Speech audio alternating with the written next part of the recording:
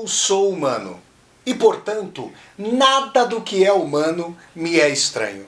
Assim falava o poeta e dramaturgo romano Terêncio, e assim falo eu, Flávio Ricardo Vassoler, escritor, professor e youtuber. E hoje, em mais uma resenha de livro aqui do meu canal do YouTube, Flávio Ricardo Vassoler, eu trago para vocês com muita honra, com muita alegria, com muita admiração, uma resenha sobre o romance fundante da tradição romanesca, Dom Quixote de la Mancha, Dom Quixote de la Mancha, o grande livro composto pelo escritor espanhol Miguel de Cervantes. Vamos fazer hoje toda uma discussão sobre o nobre cavaleiro Dom Quixote, sempre escudado ali, sempre secundado por seu fiel escudeiro Sancho Panza, e pelo seu amor idealizado, a Dulcinea. Falaremos muito sobre a trajetória desse grande herói romanesco, Dom Quixote, que pode ser tido também como um anti-herói,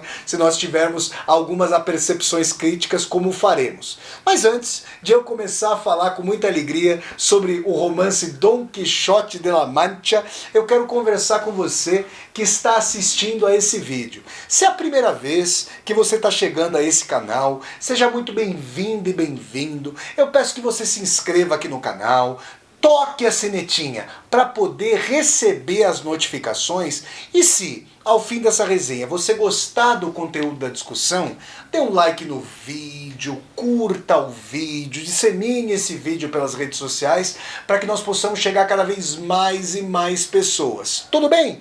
Então vamos lá, gente. Resenha de uma das maiores obras da literatura ocidental, o romance Dom Quixote de la Mancha, do grande escritor espanhol Miguel de Cervantes, obra de 1605. Bom, de que trata Dom Quixote de la Mancha? Se você ainda não leu o romance, eu espero que essa resenha instigue você a lê-lo. E se você já leu, contraste suas percepções aí com as análises que eu vou fazer a partir de agora. Nós temos Dom Quixote de la Mancha, Dom Quixote de la Mancha, como fundante da tradição moderna, do moderno romance, numa perspectiva muito peculiar e interessante. Se vocês forem ler o livro Teoria do Romance, do grande filósofo e crítico literário húngaro György Lukács, vocês vão ver que lá no comecinho da Teoria do Romance, o Lukács vai dizer que os antigos, que acreditavam em mitos, que tinham toda uma cosmologia, ele está falando especificamente dos antigos gregos, eles criam que era possível ler o destino de uma pessoa pela cartografia das estrelas. Ou seja, os deuses guarneciam a vida de sentido. A vida era uma passagem em direção à eternidade, em direção ao alcance do Olimpo, em direção à perfectibilidade e assim por diante. Toda a tradição medieval vai corroborar essa dimensão não com o politeísmo grego, mas sim com o monoteísmo cristão, sob a guarida, ali, sob o punho da Igreja Católica ao longo da Idade Média. Mas a modernidade é o tempo do estilhaçamento da abóbola celestial. Eu convido vocês a assistirem a resenha que eu fiz, a primeira resenha de filme desse canal, sobre o filme O Sétimo Selo, clássico máximo do cinema, que contou com a direção ali do sueco Ingmar Bergman. Lá na resenha sobre O Sétimo Selo, eu falei de Dom Quixote. E agora, na resenha sobre Dom Quixote, meses depois, estou falando sobre O Sétimo Selo. O que acontece? Nós temos logo no começo do Sétimo Selo, um cavaleiro medieval parelho, análogo a Dom Quixote de la Mancha. Esse cavaleiro, o Antonius Bloch, está completamente acossado pela falta de sentido, tanto do que ele viu nas cruzadas, ele viu uma carnificina, um banho de sangue e assim por diante, quanto pelo fato de não conseguir auscultar aquilo que ele chama de silêncio de Deus. E a câmera de Ingmar Bergman é pródiga em mostrar um céu vasto, mas vazio, repleto apenas de nuvens, e ao longo do qual não se ouve a voz divina, a presença divina. Eu estou dizendo isso, eu estou trazendo o Sétimo Selo à baila, porque em Dom Quixote de la Mancha nós temos uma cisão radical entre os valores do indivíduo, os valores cavalheirescos, a ética de reciprocidade medieval, o código de honra, o código entre suzerano e vassalo, a dimensão de que havia obrigações recíprocas, de que sim, a sociedade era estamental, mas ainda assim havia obrigações do senhor para com o seu vassalo. Toda essa relação de suzerania, todo esse código de honraria vai sendo esfacelado pela modernidade, com a formação do capitalismo, com a formação ali do mercado mundial. Bom, eu disse a vocês que Dom Quixote de la Mancha é publicado no começo do século XVII, em 1605.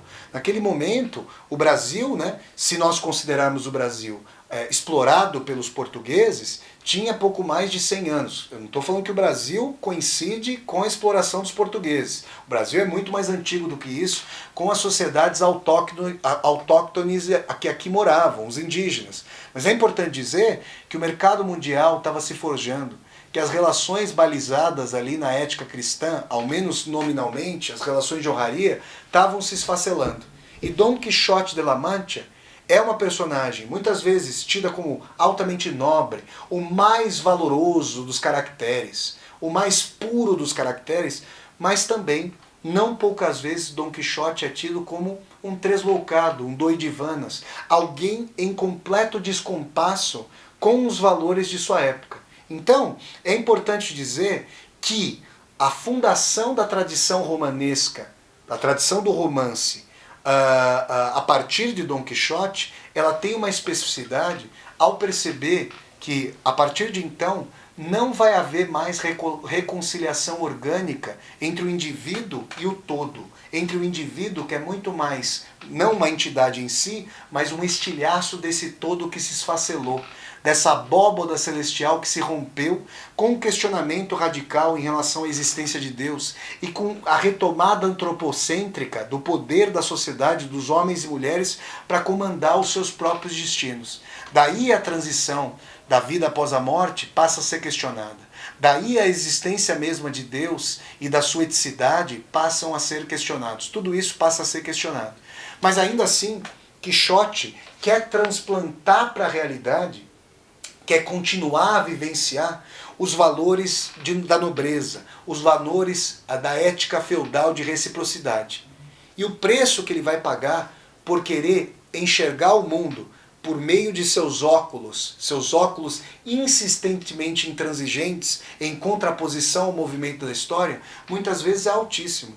E eu quero dizer aqui para vocês que, pensando freudianamente, pensando psicanaliticamente, a díade, a dupla, Dom Quixote de la Mancha e Sancho Panza, muitas vezes me pareceu uma dupla que envolve o id, a pulsão, o desejo, o sonho, encarnada ali pelo Quixote, e um superego, um princípio de realidade encarnados ambos na figura do Sancho Panza. Porque a despeito de o Sancho não ser nobre como o Quixote, ser um escudeiro, ser ali, digamos, o seu criado, é o Sancho que faz as leituras pragmáticas e recorrentes da realidade e consegue discernir que o Quixote não está lutando com dragões coisa nenhuma. Ele não está exercendo a sua nobreza contra dragões, contra monstros mitológicos. E aqui um parênteses.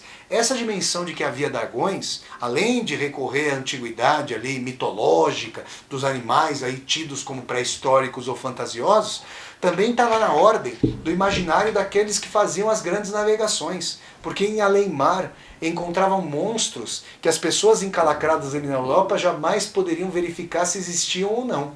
Então é importante dizer que o Sancho, quando o Quixote desembainha sua espada e sob sua armadura quer lutar contra dragões, Sancho bem sabe que se trata de moinhos de vento inertes.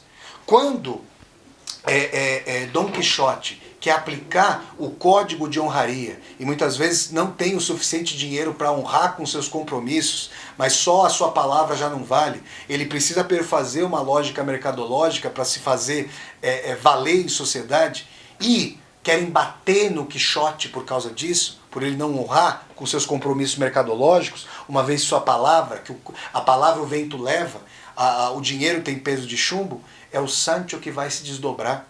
muitas vezes ali vendendo partes da armadura, muitas vezes ali se desfazendo dos animais, das posses parcas do Dom Quixote, para conseguir fazer com que ele não tome uma surra. E quando Dom Quixote olha para sua amada Dulcinea e a toma como a mais virginal das donzelas, Sancho é pródigo em saber que Dulcinea, na verdade, é uma estalajadeira. Bom, a Dulcinea é uma cigana e, tragicamente, os ciganos são um povo antiquíssimo, com valores maravilhosos, mas dentro da tradição de enorme preconceito da Europa, os ciganos representam um povo proscrito, um povo que muitas vezes discriminado. Então, onde o Quixote vê doçura, amabilidade, pureza, ápice de beleza na Dulcinea, Sancho Panza sabe identificar ali uma estalajadeira, uma moça humilde, uma moça muitas vezes em andrajos, uma moça ali que não pode ter asepsia posta porque está exercendo sua profissão, está suando, está se sujando ao trabalhar.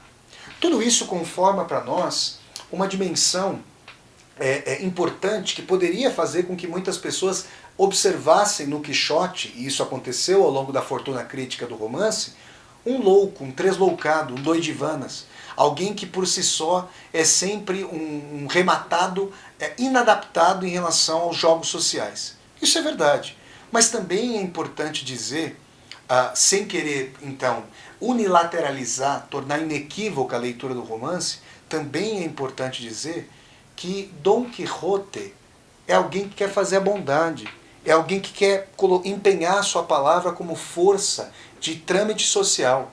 É alguém que acredita num amor romântico, num amor ali. Claro que o amor romântico tem toda essa castração cristã da pureza da mulher, ou seja, castrando a liberdade sexual da mulher, mas havia ali uma dimensão de que as pessoas poderiam ficar juntas, de que as pessoas poderiam superar as adversidades com amor, de que as relações poderiam perdurar. Então, colocadas essas questões, o que eu quero dizer a vocês é que a fundação do romance moderno, coincide com uma crise que funda a modernidade. A crise do eu, que já não sabe se a sua vida é dotada de sentido, que já não consegue inequivocamente, a não ser por uma ação de fé, ler o sentido de sua vida ou seu destino na cartografia das estrelas, buscando ali as vozes, tentando auscultar as vozes dos deuses ou de Deus. Quixote é filho dessa crise.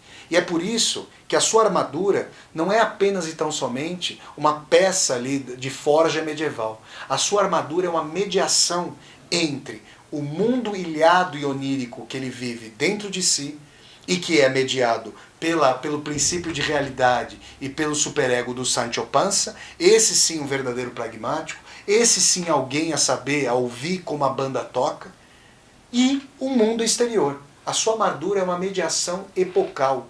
Ela por si só é alheia às vestimentas mais modernas. É como se hoje, digamos assim, isso seria mais grotesco ainda, é como se hoje eu saísse aqui e fosse até a Avenida Paulista, aqui em São Paulo, e estivesse andando com a minha armadura, né?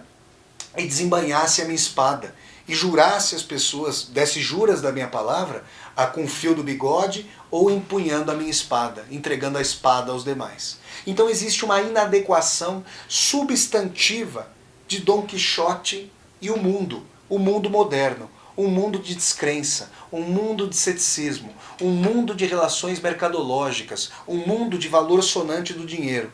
Esse sim, eleito pela modernidade como novo Deus, como novo parâmetro de tudo e de todos. Não quem és, não o que pensas, mas quanto vales. Eis o princípio da modernidade. Princípio que faz com que Dom Quixote seja um inadequado e um pária, alguém a ser proscrito. Não é à toa, pessoal, que no romance O Idiota, do grande escritor russo Fyodor Dostoiévski, quando o escritor russo Fyodor Dostoiévski imaginou, na esteira de Miguel de Cervantes, a concepção, a criação de uma personagem sumamente boa, ela entreviu que precisaria fazer um paralelismo entre a inadequação substantiva, ontológica, da bondade, da ordem da bondade, de Dom Quixote de la Mancha, do cavaleiro espanhol, com a sua personagem russa, o príncipe Muishkin, que dizia que a beleza salvará o mundo. Ele dizia isso. E a beleza é a beleza de uma mesma ordem quixotesca. É a beleza de alguém que acredita que valores nobres, valores estáticos, estanques, podem ser empenhados para além de quaisquer dinamismos sociais. Vejam, a lógica da modernidade é a lógica da contingência. Os valores são questionados, são postos muito mais de maneira situacional, a depender de quem ganha e de quem perde, a depender do interesse envolvido, do que propriamente numa dimensão estática, valorativa, de um código inamovível de honraria e de preceitos éticos. Então, a derrocada de Dom Quixote nos dá muito para pensar. A derrocada de um Quixote pode ali nos fazer valer que qualquer sonho deve ser sonhado não por debaixo de uma armadura, mas de olhos abertos. Então é interessante pensar que os sonhos diurnos, e não os sonhos noturnos do Dom Quixote, são interessantes quando fundidos ao pragmatismo e à leitura concreta de história e mundo por parte do Sancho Panza. Por outro lado, um pragmatismo entregue pura e simplesmente a si próprio, um pragmatismo desprovido de sonhos, de ideais, de valores, é justamente algo que perfaz o código de anti-honraria desse tipo de sociedade mercadológica, sociopatológica, de instrumentalização dos outros em função do desejo do eu. Tudo isso, todo esse narcisismo, era avesso justamente ao código de honraria do Quixote. De tal maneira que nós podemos ver a derrocada do Quixote, o seu caráter ilusório, em face dos moinhos de vento convertidos em dragão, em face de uma humilde moça, que aí a gente deveria pensar, por que a moça humilde não é digna de ser amada? Claro que é, mas Quixote projetava nela uma idealização que não dizia respeito à sua vida concreta. E também essa dimensão de que a palavra do Quixote, a sua moral, a sua personalidade, não tinham peso senão como moeda sonante, senão como troca mercadológica. Então a derrocada do Quixote é a derrocada não apenas dessa grande personagem, que é ao mesmo tempo herói para uma época nobre e anti-herói para uma época mercadológica. A derrota do Quixote é a nossa própria derrota. É a derrota de uma sociedade que não consegue trazer laços de confiança entre as pessoas, que faz com que as pessoas tenham, antes de mais nada, desconfiança profunda uns dos outros. Sobretudo quando vivem em cidades grandes, como a maioria do povo brasileiro, e, na verdade, em muitos países aí do terceiro mundo. No primeiro mundo isso também acontece, mas existe mais espraiamento das populações. Nós não nos conhecemos. Somos anônimos e anônimas uns para os outros. E a nobreza quixotesca nos parece trazer essa acepção mais decaída e menos digna do adjetivo que se gerou a partir da grande personagem de Miguel de Cervantes. Quixotesco hoje parece o inatingível, o inalcançável, o impossível, aquilo em que não se pode crer. Não se pensa mais no quixotesco como a expansão mesmo de nossas vidas e da nossa sociedade. É na medida em que a utopia é achincalhada, é na medida em que a utopia, cuja formação etimológica vem de do prefixo não, e topos, lugar, ou seja, em lugar nenhum, mas não aquilo que não vai acontecer em lugar nenhum, mas que ainda não veio, que ainda não adveio, mas que poderia advir, é na medida em que a utopia é fundida com a dimensão do não lugar, do não existente, que Quixote vai sendo transformado cada vez mais em um doidivanas, e vai sendo proscrito e relegado a manicômios, a uma carta fora de baralho, alguém como um café com leite. Alguém justamente que quer fazer o bem. Alguém que quer empenhar a sua palavra. Alguém que quer trazer um código de honraria. É nessa medida que o apogeu de Dom Quixote não coincide com sua época. É justamente passado o tempo de Dom Quixote que a sua força é revertida em fraqueza e vem à tona. Não à toa, o filósofo alemão Georg Wilhelm Friedrich Hegel chegou a dizer que só é possível a coruja de Minerva levantar voo, a coruja de Minerva, a deusa grega da sabedoria, e a coruja, o animal da deusa da sabedoria, porque é um animal que dá quase 360 graus de volta com o seu pescoço, que a coruja de Minerva, a coruja da deusa da sabedoria, só levanta voo ao entardecer. É como se os processos históricos só pudessem ser vistos no seu crepúsculo e não no seu apogeu. Porque quando os processos estão acontecendo, é difícil discernir os seus movimentos, as suas forças, a sua pujança.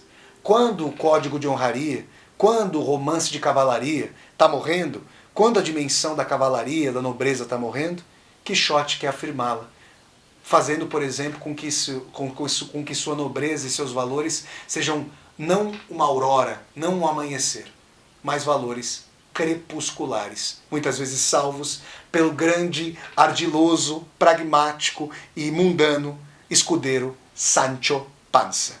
Se vocês gostaram dessa resenha do romance Dom Quixote de la Mancha, obra-prima de Miguel de Cervantes, obra de 1605, que eu tive a alegria de resenhar aqui para vocês, eu peço que vocês deem um like no vídeo, curtam o vídeo, disseminem esse vídeo pelas redes sociais para que nós possamos chegar a cada vez mais e mais pessoas. Se você está chegando ao canal pela primeira vez, seja muito bem-vindo e bem-vindo. Eu peço que você se inscreva aqui no canal, toque a sinetinha para poder receber as notificações e deixe aqui embaixo desse vídeo o seu comentário para que nós possamos conversar.